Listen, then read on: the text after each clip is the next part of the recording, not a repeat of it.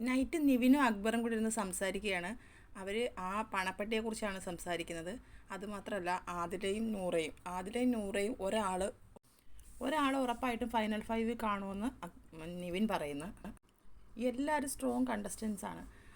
എനിക്ക് തോന്നുന്നത് ആദിലയും നൂറയും ഉണ്ടെങ്കിൽ ഒരാൾ ഫൈനൽ 5-ലെത്തും, ഒരാൾ പണപ്പെട്ടി എടുക്കും എന്നാണ് നിവിൻ പറയുന്നത്. എന്നിട്ടത് വിശദീകരിക്കുന്നത്, ഇപ്പം ഞാനും അക്ബറും പാർട്ട്ണറാണെന്ന് വിചാരിക്കുക, നമ്മളിൽ ഒരാൾക്കേ ഫൈനൽ 5-ൽ എത്താൻ പറ്റത്തുള്ളൂ. അപ്പം നമ്മൾ പ്ലാൻ ചെയ്തിട്ട് ഒരാൾ ആ പണപ്പെട്ടി എടുത്തുകൊണ്ട് പോകും എന്നാണ് നിവിൻ പറയുന്നത്. അക്ബർ പറയുന്ന ഭാഗ്യവതികൾ, അല്ലാത്തവരാരും അത് എടുക്കാനുള്ള ചാൻസ് ഇല്ല എന്നാണ് നിവിൻ പറയുന്നത്. കാരണം ഫിനാലെ എന്ന് പറയുന്നത് ഒരു ചരിത്ര മുഹൂർത്തമാണ്. അതുമാത്രമല്ല, ഈ ടോപ്പ് 5-ൽ എത്തുന്നവരെയാണ് ഏഷ്യാനെറ്റ് പിന്നെ പല പ്രോഗ്രാമുകൾക്കും ഹോട്ടൽ ടാസ്കിനും ഒക്കെ വിളിക്കുന്നതെന്നാണ് നിവിൻ പറയുന്നത്. 10 lakhs ഒക്കെയാണ് വെക്കുന്നത്. അപ്പോൾ അക്ബർ ചോദിക്കുന്നത് 10 lakhs ഒക്കെ ഉണ്ടോ? നിവിൻ ഉറപ്പിച്ച് പറയുന്നത് 10 ലക്ഷമാണ്. പക്ഷെ പറയാൻ പറ്റത്തില്ല, ചിലപ്പോൾ 5 ആവാം, ചിലപ്പോൾ 10 ആവാം, ചിലപ്പോൾ 3 ആകാം. 7ൻ്റെ സീസൺ ആയതുകൊണ്ട് ചിലപ്പോൾ വെറും 7 ലക്ഷം ആകാം എന്നാണ് പറയുന്നത്. എന്തായാലും 5 lakhs എബോവ് ആയിരിക്കാൻ ചാൻസ് ഉണ്ടെന്ന് നിവിൻ പറയുന്നു. ചിലപ്പോൾ പണപ്പെട്ടി 0 ആയിരിക്കും എന്ന് ചിരിച്ചുകൊണ്ട് പറയുന്നു. ഇപ്പോൾ ഇൻ കേസ് ഫൈനൽ 5-ലുള്ള ഒരാൾ ആ പണപ്പെട്ടി എടുക്കാമെന്ന് വെക്കുക. ഇപ്പോൾ അനിമോൾ അത് എടുത്തെന്ന് വെക്കുക. അപ്പോൾ അനിമോളുടെ തൊട്ടടുത്തുള്ള ഒരാൾക്ക് ഫിനാലയിൽ പോകാൻ ചാൻസസ് കൂടുതലാണെന്നാണ് നിവിൻ പറയുന്നത്. അതിൽ 100 ഉണ്ടെങ്കിൽ ഒരാൾ കൺഫേമാണ്, അവരൊരെണ്ണം അത് ചൂസ് ചെയ്തിരിക്കും. അതിന് കാരണം അവരുടെ ഒരു കോമൺ ഫ്രണ്ട്സ് ഉണ്ട്.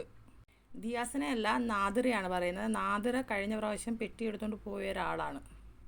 അപ്പോൾ സെയിം ഡെഫിനറ്റ്ലി ഇവരിൽ ഒരാളത് എടുക്കും. ഞാൻ എപ്പോഴും ചിന്തിക്കുന്ന, ഈ പ്ലാറ്റ്ഫോമിലൂടെ ഒരു ഫെയിം ആയിട്ട് എനിക്ക് ഇത് കഴിഞ്ഞാൽ അടുത്ത ഒരു പ്രോഗ്രാം ചെയ്യണം. എനിക്ക് ആങ്കർ ചെയ്യാൻ ഭയങ്കര ഇഷ്ടമാണ്. ഞാൻ ആങ്കർ ചെയ്തിട്ടുമുണ്ട്. ഫാഷൻ ആ കാര്യങ്ങളൊക്കെ എനിക്ക് ചെയ്യാൻ പറ്റും. ലക്ഷ്മി പറഞ്ഞ ഒരു കാര്യം എനിക്ക് ഇഷ്ടപ്പെട്ട്, ഒരു മാനേജറുടെ ഒരു ഇതുണ്ടെങ്കിൽ എനിക്ക് അത് നന്നായിട്ട് മാനേജ് ചെയ്യാൻ പറ്റുമെന്ന്.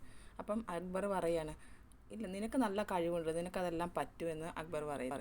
നീ പടം വരയ്ക്കുന്നത്, നിൻ്റെ കൊറിയോഗ്രാഫി, പിന്നെ നിൻ്റെ ഈ ഒരു കാട്ടിക്കൂട്ടൽ, എല്ലാം മലയാളി മനസ്സിൽ നിനക്കൊരു ഇടം കിട്ടിക്കാണും, ഉറപ്പാണ്, അതിനകത്തൊരു മാറ്റവും ഇല്ല എന്നാണ് അക്ബർ പറയുന്നത്.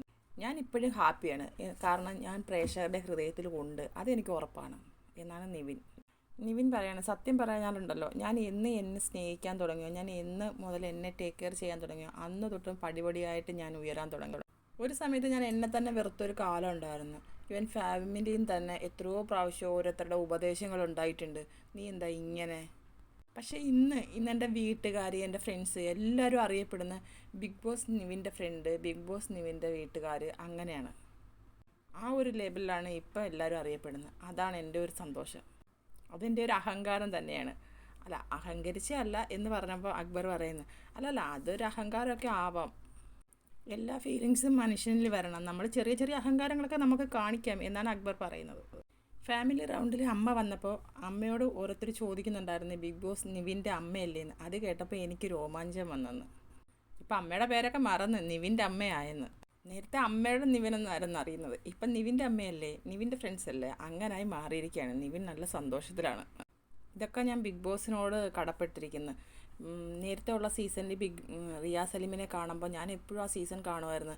റിയ സലീമിനെ കണക്കൊക്കെ നോക്കുമായിരുന്നു. അപ്പോൾ ഞാൻ തന്നെ പറയും, ഓ, റിയ സലീം എവിടെ കിടക്കുന്നു, ഞാൻ എവിടെ കിടക്കുന്നു കളിയാക്കി ചിരിച്ചുകൊണ്ട് ഞാൻ പറയുമായിരുന്നു.